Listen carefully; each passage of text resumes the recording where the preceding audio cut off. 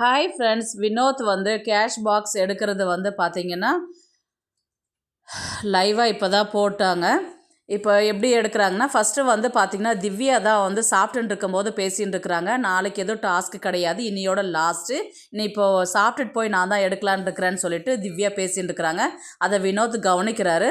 அடுத்தது பார்த்தீங்கன்னா அரோராவும் விக்ரமும் பேசின்னு இருக்கிறாங்க. கூட பிரவீனும் இருக்கிறாரு. இப்போது நான் எடுத்துடலாமா, ஏன்னா டிக்கெட்டு ஃபினாலே வந்து எனக்கு ப்ரைஸ் கிடைக்குமா கிடைக்காதான்னு தெரியாது. நான் நாமினேஷனில் இல்லை, ஆனால் எனக்கு கிடைக்குமான்னு தெரியாது அந்த ஃபஸ்ட் ப்ரைஸ் அப்படின்ற மாதிரி இருந்தாங்க. எனக்கு கொஞ்சம் பயமாகவே இருக்குது நான் அமௌண்ட் எடுக்கிறதுக்குன்னு. அதுக்கு விக்ரம் என்ன சொன்னார்னா, உனக்கு எடுக்கணும்னு தோணுச்சுன்னா நீ எடுத்துரு, நான் வேணால் நீ எடுத்தாலும் நீ எடுக்கலனாலும் உனக்கு நான் சப்போர்ட் பண்ணுவேன் நான் அப்படின்ற மாதிரி வந்து விக்ரம் வந்து அரோரா கிட்ட சொல்கிறாங்க. உடனே வந்து வினோத் வந்து இதை கவனிச்சிக்கிட்டு தான் இருக்கிறாரு. உடனே கெமி வந்து வினோத் கூப்பிட்டு பேசுகிறாங்க. இப்போ அவர் வந்து வினோத் வந்து கெமிக்கிட்ட கேட்குறாங்க, இந்த மாதிரி நான் எடுக்கட்டுமா வேணாவா அப்படின்ற மாதிரி. வேண்டான்னா நீ தான் டாப்பில் இருக்கிற, எடுக்க வேண்டாம் அப்படின்ற மாதிரி கெமி வந்து சொல்கிறாங்க. ஆக்சுவலாக பார்த்தீங்கன்னா எல்லாருடைய மனசுலையுமே வந்து பார்த்தீங்கன்னா அமௌண்ட் யார் எடுக்கலாம், இப்போ எடுக்கலாமா, ஏன்னா நாளைக்கு டாஸ்க்கு கிடையாது, நெக்ஸ்ட் வீக் வந்து ஒரு ஆள் எவிக்ஷன் பண்ணுவாங்க அப்படின்றது மட்டும்தான் எல்லாரும் மைண்ட்லையுமே இருந்தது. உடனே அரோரா என்ன பண்ணாங்க, நான் பணம் எடுக்க போகிறேன்னு சொல்லிட்டு போய் அந்த பாக்ஸை கை வச்சு எடுக்கிறாங்க, ஆனால் எடுக்கலை. அதுக்கப்புறம் கிஸ் பண்ணுற மாதிரி போகிறாங்க, எடுக்கலை.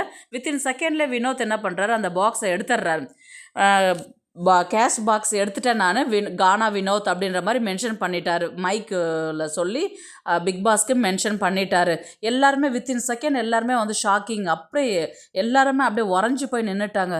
என்னது எப்படி எடுத்தாங்க, நான் யோசிக்கவே இல்லை, நான் பார்க்கவே இல்லை, என்ன ரீசன் அப்படின்ட்டு எடுத்துட்டாரு அப்படின்ற மாதிரி எல்லாருமே சடனாக எல்லாருமே ஷாக்கிங்கில் தான் இருந்தாங்க.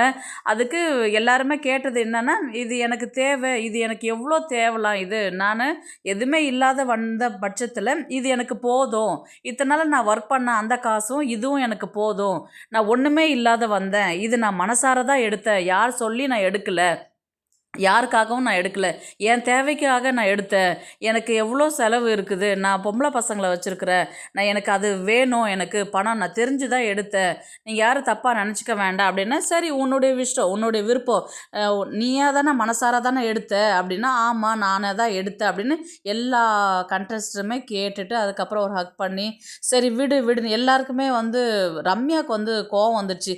யோ நான் எத்தனை வாட்டி சொன்னேன், நீ தான் ஃபஸ்ட்டில் இருக்கிற, ஏன் போய் எடுத்த நீ அப்படின்னு. பிரவீன் வந்து பயங்கரமாக அழுதுட்டாரு. என்ன நினச்சி எடுத்த, எதுக்காக நீ எடுத்த, எனக்கு ஒன்றுமே புரியலையே, இப்போ நான் எங்கே இருக்கிறேன்னே தெரியல, அந்த அளவுக்கு நீ மைண்டை கொஞ்ச நேரத்தில் பிளாங்காக பண்ணிட்ட நீ அப்படின்ற மாதிரி வந்து பிரவீன் கேட்குறாரு.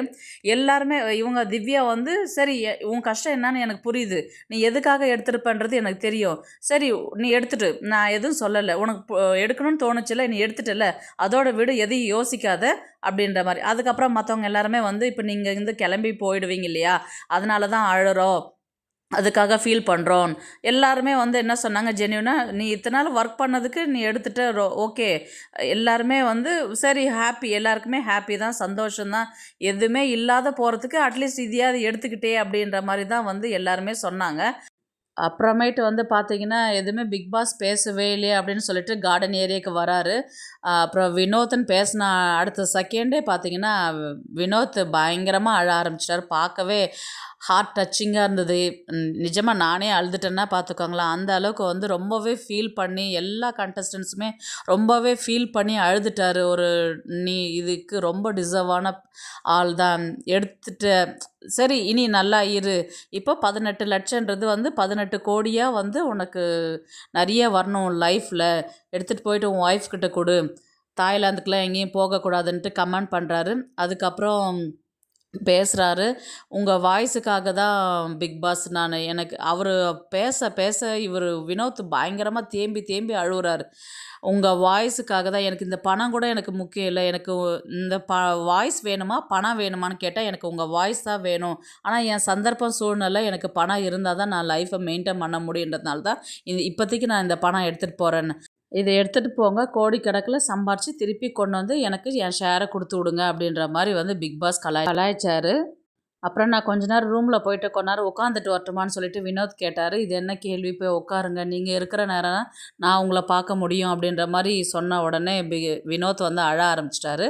அதுக்கப்புறம் உள்ளே உட்காந்து பேசிட்டு துணியெல்லாம் பேக் பண்ணிவிட்டு கிளம்புற மாதிரி தான் வந்து லைவ் வந்து போயின்னு இருக்குது இப்போது. வினோத் வந்து பணம் எடுத்தது கரெக்டாக தப்பான்றது உங்களுடைய கமெண்ட் வந்து ப்ளீஸ் ரிப்ளை பண்ணுங்கள் ஃப்ரெண்ட்ஸ். தேங்க்ஸ் ஃபார் வாட்சிங்.